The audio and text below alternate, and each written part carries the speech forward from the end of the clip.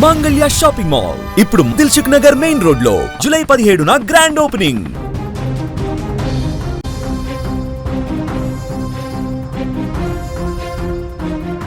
చైనాలో ప్రకృతి ప్రళయం సృష్టిస్తోంది. అక్కడ రిజర్వాయర్ కూలిపోయినటువంటి ఘటనలో అనేక మంది ప్రాణాలు కోల్పోయారు. ఆకాశానికి చిల్లు పడిందా అన్నట్లు కురుస్తున్న కుండపోత వర్షాలకు డ్రాగన్ కంట్రీ ఇప్పుడు అతలాకుతలమవుతోంది. నదులు ఉప్పొంగుతున్నాయి, జనావాసాలు సముద్రాలను తలపిస్తున్నాయి. కొండ చర్యలు విరిగిపడుతుంటే రోడ్లపై పార్క్ చేసిన కార్లు కాగితపు పడవల్లా కొట్టుకుపోతున్నాయి. చైనా చరిత్రలోనే ఎన్నడూ లేని విధంగా ముంచెత్తిన ఈ మహా విపత్తుకు సంబంధించిన భయానక దృశ్యాలు ఇప్పుడు ప్రపంచాన్ని వణికిస్తున్నాయి. చైనాలోని గ్వాంగ్సీ చువాంగ్ అటానమస్ రీజియన్లో వరదలు బీభత్సం సృష్టిస్తున్నాయి. కేవలం ఈ ఒక్క ప్రాంతంలోనే కుండపోత వర్షాల వల్ల సంభవించిన వరదలలో ఇప్పటి వరకు 39 మంది ప్రాణాలు కోల్పోయారు. మరో 9 మంది గల్లంతయ్యారు. ఈ ప్రాంత రాజధాని నానింగ్లో ఒక రిజర్వాయర్ కట్ట ఒక్కసారిగా తెగిపోవడంతో వరద ఉధృతి ఊహించని స్థాయికి పెరిగింది. రిజర్వాయర్ నీరు నగరంలోకి దూసుకురావడంతో ప్రాణనష్టం భారీగా పెరిగిందని చైనా అధికారులు అధికారికంగా ప్రకటించారు. ఒక విపత్తు ఇక్కడితో ఆగలేదు. మరోవైపు ఈశాన్య చైనాలోని జిలిన్ ప్రావిన్స్ పరిస్థితి మరింత దారుణంగా తయారైంది. భారీ తుఫాను ప్రభావంతో ఇక్కడ ఎడతెరిపి లేకుండా వర్షాలు కురుస్తున్నాయి. పరిస్థితి తీవ్రతను గమనించిన అధికారులు వరద హెచ్చరిక స్థాయిని లెవెల్ 4 నుంచి లెవెల్ 3కి పెంచారంటే అక్కడి పరిస్థితి ఎంత ఘోరంగా ఉందో అర్థం చేసుకోవచ్చు. సొంగువా నదిలో 2026లోనే అత్యంత భారీ వరదగా దీనిని అధికారులు నమోదు చేశారు. అంతేకాదు మిహే నదిలో చరిత్రలో ఎన్నడూ లేనంతగా పెద్ద ప్రమాదకర వరద సంభవించింది.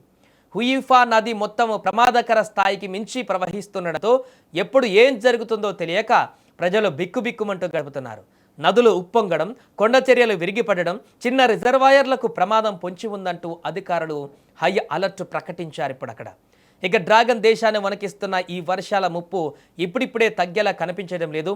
వాయువ్య చైనాలోని షాన్జీ ప్రావిన్సెస్లలో మంగళవారం నుంచి శుక్రవారం వరకు భారీ నుంచి అతి భారీ వర్షాలు కురిసే అవకాశం ఉందని చైనా జలవనరుల మంత్రిత్వ శాఖ సంచలన ప్రకటన చేసింది. చైనాకు జీవనాడి అయిన ప్రసిద్ధ ఎల్లో నదితో పాటు దాని ఉపనదులైన వై, ఫైన్, కిన్ నదులతో నీటి మట్టాలు ప్రమాదకరంగా పెరిగే అవకాశం ఉందని అంచనా వేస్తున్నారు. దీంతో రిజర్వాయర్ల భద్రతను పటిష్టం చేయాలని, ముందస్తు హెచ్చరికలతో ప్రజలను సురక్షిత ప్రాంతాలకు తరలించాలని అధికారులు రంగంలోకి దిగారు. ప్రకృతి ఆగ్రహానికి చైనాలోని నగరాలే నీట మునుగుతున్నాయి. వందలాది ఇళ్లు కొట్టుకుపోగా వేల మంది నిరాశ్రయులయ్యారు. రాబోయే కొన్ని రోజులు చైనాకు అత్యంత కీలకంగా మారనున్నాయి. మరి మహా విపత్తు నుంచి చైనా ఎలా కోలుకుంటుందో అనేది చూడాలి. ఇప్పటికే గల్లంతైనటువంటి వారి ఆచూకీ కూడా ఎప్పుడు లభిస్తుందో అనేది కూడా వెతకాలి.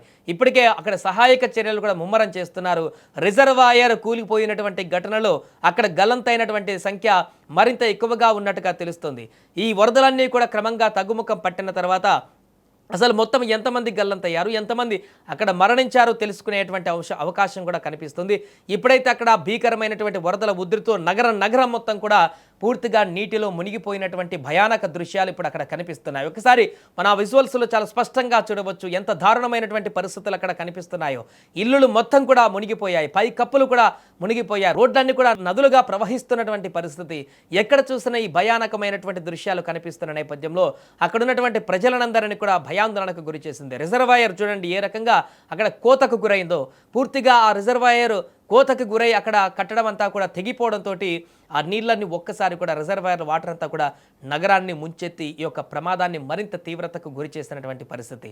ఇప్పటి వరకు అందుతున్న సమాచారం 39 అని చెప్తున్నారు. కానీ అక్కడ చాలామంది ప్రజలు మృతి చెంది ఉంటారు. గల్లంతైనటువంటి వారి ఆచూకీ కూడా తెలియట్లేదు. కాబట్టి వారందరి ఆచూకీ తెలిస్తే ఇది వందల సంఖ్యలో జరిగినటువంటి మరణాల ప్రమాద ఘటనగా మారేటువంటి అవకాశం ఉన్నట్టుగా చెప్తున్నారు. ఏదేమైనా చైనాలో గత కొద్ది రోజుల నుంచి కురుస్తున్నటువంటి భారీ వర్షాలకు ఇది దాని యొక్క తీవ్రతకు అద్దం పట్టేటువంటి ఘటన. ఇంకా వారం రోజుల పాటు భారీ స్థాయిలో వర్షాలు ఉన్నాయంటూ చెప్తున్నటువంటి హెచ్చరికల నేపథ్యంలో రాబోయే రోజుల్లో అక్కడ ఇంకా ఎలాంటి దారుణమైనటువంటి పరిస్థితులు చూడవలసి వస్తుందేమో అనేది అక్కడ ప్రజల్లో తీవ్రమైనటువంటి భయాందోళన కలిగిస్తోంది.